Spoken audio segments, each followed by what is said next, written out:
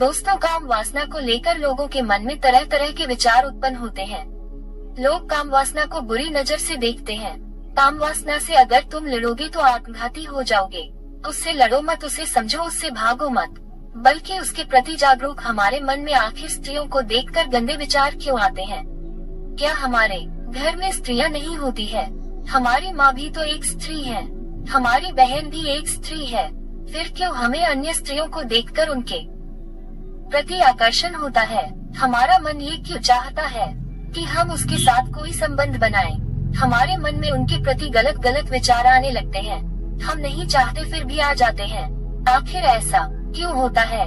यह मन हमारा घर है और इसमें हमारी इजाजत के बिना कोई भी नहीं घुस सकता। अगर कोई घुसने की कोशिश भी करे तो हम उसे घुसने नहीं देंगे। उसी प्रकार जब आप अपनी बहन या माता को देखते हो तो आपके मन में गंदे विचार नहीं आते, पर जब आप किसी अन्य स्त्री को देखते हो तो आपका मन उसको अपनी ओर आकर्षित करता है। ये छोटी सी कहानी है जो आपके सवालों का जवाब देगी। जब सिद्धार्थ यानी गौतम बुद्ध अपने अपने राज्यों को छोड़कर चले जाते हैं, तब सिद्धार्थ के पिता पूरा प्रयास करते हैं कि वह सिद्धार्थ को ढूंढ ले। सिद्धार्थ के पिता अपने मंत्रियों को सिद्धार्थ को ढूंढने के लिए भेजते। राजा का मंत्री अपने सैनिकों के साथ सिद्धार्थ को ढूंढने चला जाता है, पर वह सिद्धार्थ को नहीं ढूंढ पाता है। समय बीतता जाता है। सिद्धार्थ के पिता अपने मंत्रियों को कई बार सिद्धार्थ को ढूंढने के लिए भेजते हैं, पर एक बार भी सिद्धार्थ का कोई पता नहीं चलता है। और वह कहते हैं ना कि बार बार प्रयास करने पर एक बार तो सफलता मिल ही जाती है। एक दिन अचानक ही राजा के मंत्री को ये पता चल जाता है कि सिद्धार्थ को एक राज्य में देखा गया है। राजा का मंत्री सूचना मिलते ही उस राज्य में पहुंच जाता है और सिद्धार्थ को ढूंढ लेता है। वह सिद्धार्थ के पैर पकड़ लेता है और सिद्धार्थ से कहता है, आपका पूरा परिवार और आपका पूरा राज्य आपके बिना रो रहा है, आप कृपा करके मेरे साथ चलिए। तब सिद्धार्थ मंत्री से कहते हैं, मुझे क्षमा करो, परंतु मैं तुम्हारे साथ वापस नहीं चल सकता, क्योंकि मैं यहाँ वापस चलने के लिए नहीं आया। पर मैं तुम्हें एक वचन अवश्य देता हूँ, मेरे सभी प्रश्नों के उत्तर मुझे मिल जाएंगे, तब मैं वापस जरूर आऊंगा। मंत्री सिद्धार्थ की बात मान लेता है और वापस चला जाता है। समय बीतता गया और फिर सिद्धार्थ को आत्मज्ञान की प्राप्ति हो जाती है। सिद्धार्थ ने वचन दिया था कि जब उन्हें आत्मज्ञान की प्राप्ति हो जाएगी तब वह वापस अपने राज्य में अवश्य जाएंगे। सिद्धार्थ अपने कुछ शिष्यों के साथ अपने परिवार से मिलने के लिए चल देते हैं।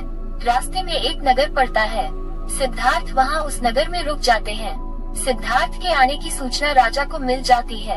राजा अपने मंत्रियों को सिद्धार्थ को साथ लेकर आने के लिए भेज देते हैं।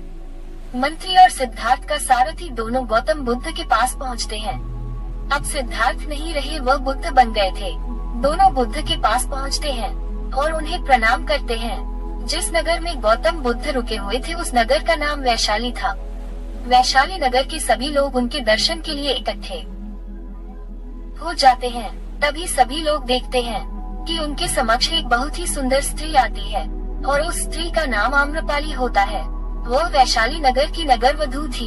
ये कहा जाता था कि उस समय दूर दूर तक उस स्त्री के समान कोई सुंदर नहीं था। सभी राजा महाराजा उसे पाना चाहते थे। उससे मिलने के लिए, उसे देखने के लिए दूर दूर से लोग आते थे। जैसे ही वह स्त्री सभी लोगों के समक्ष पहुंचती है, तभी सभी लोग उस स्त्री को ही देखते रह जाते हैं। सभी लोगों के चेहरे के हाव भाव बदल जाते हैं, मानो सभी लोगों को उस स्त्री ने अपनी सुंदरता से बांध दिया हो। शिवाय बुद्ध को छोड़कर सभी लोग एकटक उस स्त्री को देखते रहते हैं। वह स्त्री अपने पुत्र के साथ आती है और हाथ जोड़कर गौतम बुद्ध को प्रणाम करती है। वह स्त्री गौतम बुद्ध से कहती है, बुद्ध आपकी कृपा से हर जीव का कल्याण हुआ है, उनके जीवन का सुधार हुआ है। मैं चाहती हूँ कि आप मेरे पुत्र पर भी कृपा करें। ये बड़ा होकर आपका शिष्य बनना चाहता है, आप इसे अपना आशीर्वाद दें। बुद्ध मुस्कुराते हैं और कहते हैं, अवश्य। वह स्त्री कुछ समय बाद अपने पुत्र को लेकर वहाँ से चली जाती है। उस स्त्री के जाने के बाद बुद्ध के सभी शिष्य और राजा का मंत्री और सिद्धार्थ का मित्र सभी लोग बुद्ध से पूछते हैं, बुद्ध जी, जब वह स्त्री आई थी तो हम सभी अपने मन पर काबू न कर पाए और एकटक उस स्त्री को देखने लगे, मानो हमारा रोम रोम उस स्त्री की तरफ आकर्षित हो गया था। पर आपके चेहरे पर तो तनिक भी बदलाव नहीं आया। आप थोड़ा सा भी उसकी तरफ आकर्षित नहीं हुए। ऐसा आपने कैसे किया? क्या आप उस स्त्री की सुंदरता की तरफ तनिक भी आकर्षित नहीं हुए? फिर बुद्ध ने कहा, जिसे तुम सुंदरता कहते हो और तुम उसकी तरफ आकर्षित होते हो, या जिसे तुम क्रूरता कहते हो और जिससे तुम घृणा करते हो, ये दोनों चीजें एक ही है। तुम सभी लोग जिस सुंदरता की तरफ आकर्षित हुए थे, वो एक न एक दिन ढल जाएगी। पर जिस सुंदरता की मैं बात कर रहा हूँ, वो अमिट है, वो कभी नहीं मिटेगी। जिस व्यक्ति के लिए कुछ सुंदर नहीं है और कुछ भी कुरूप नहीं है, वो व्यक्ति वास्तविकता को देख पाता है। सुंदरता वह नहीं जो क्षणिक हो, सुंदरता तो सदैव रहती है। मैं चाहता हूँ कि तुम सब लोग अपने मन के अंदर तक पहुँचो, जो तुम सभी के भीतर है। अगर तुम सब उसके अंदर पर रहना सीख गए तो न तो कोई सुंदरता तुम्हें अपनी तरफ आकर्षित करेगी और न ही कोई कुरूपता तुम्हारे अंदर घृणा पैदा करेगी। मैं जानता हूँ कि अब आप सभी का सवाल ये होगा कि उसके अंदर तक कैसे पहुँचा जाए, और मैं आपसे ये कहना चाहता हूँ कि इसका कोई आसान तरीका नहीं है, इसका कोई आसान रास्ता नहीं है, लेकिन आप जरूर वहाँ पहुँच जाओगे। बस आपको लगातार प्रयास करना होगा। आपको खुद के साथ समय बिताना है, आपको खुद को जानना है। आप जिस व्यक्ति के साथ रहते हैं उसके बारे में बहुत कुछ जानते हैं, वैसे ही आप अपने साथ समय बिताओ। अपने आप को जानो। जब तुम अपने आप को जानने लगोगे, तब ये सारे भौतिक सुख तुम्हें छोटे लगने लगेंगे, और फिर एक दिन ऐसा आएगा कि तुम्हारे चाहे बिना तुम्हारे दिमाग में किसी भी प्रकार के विचार नहीं घुस पाएंगे, किसी भी प्रकार के विचार नहीं आएंगे। जब तुम चाहोगे तभी तुम्हारे दिमाग में विचार उठेंगे। फिर बुद्ध से एक शिष्य ने पूछा, गुरुदेव, एक काम वासना हम पर हावी क्यों होती है? क्यों हम सभी स्त्री की ओर आकर्षित होते हैं? बुद्ध ने कहा, काम वासना के हावी होने के कुछ कारण होते हैं। अगर तुम उसे लोगे तो ये कभी भी तुम पर हावी नहीं होगी। सभी शिष्यों ने कहा, गुरुदेव, आप हम सभी को इसके बारे में बताएं। बुद्ध ने कहा, ध्यान से सुनो। तुम्हारे जीवन में किसी स्पष्ट लक्ष्य का न होना इसका एक मुख्य कारण होता है। बुद्ध ने अपने शिष्य से पूछा, क्या तुम अपने काम में व्यस्त रहते हो? तब क्या तुम्हारे मन में गंदे विचार आते हैं? शिष्य ने कहा, नहीं गुरुदेव, जब मैं व्यस्त होता हूँ तो मेरे दिमाग में कोई भी गंदा विचार नहीं आता है। फिर गौतम बुद्ध ने कहा, हमारा दिमाग एक बार में सिर्फ एक ही चीज सोच सकता है, इसीलिए जब हमारे दिमाग में कोई दूसरे विचार चल रहे होंगे तो गंदे विचार आएंगे ही नहीं।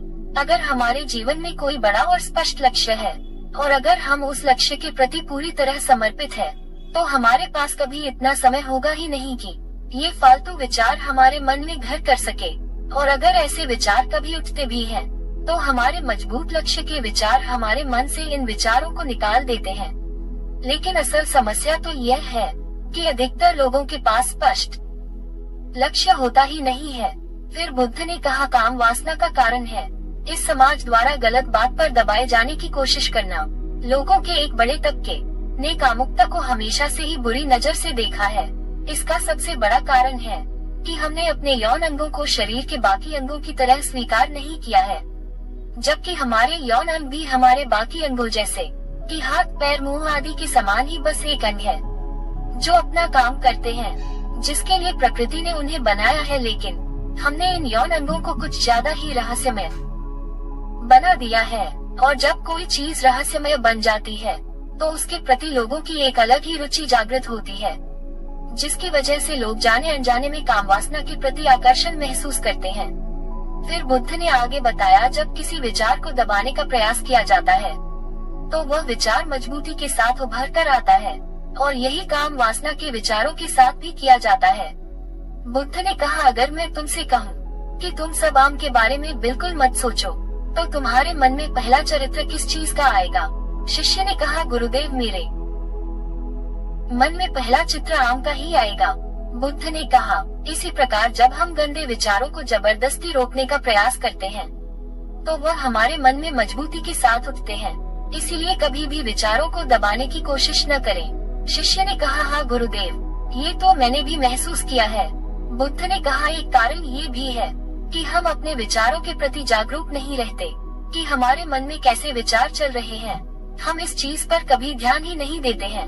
हमारे मन में उठने वाले विचारों में एक अनोखी बात ये भी है कि जब हम किसी चीज के बारे में विचार करते हैं तो हमारा मन उसी से संबंधित और भी विचार हमारे सामने रखना शुरू कर देता है, और फिर ऐसे ही हमारे मन में विचारों का एक जाल सा बन जाता है जिसमें हम उलझकर रह जाते हैं।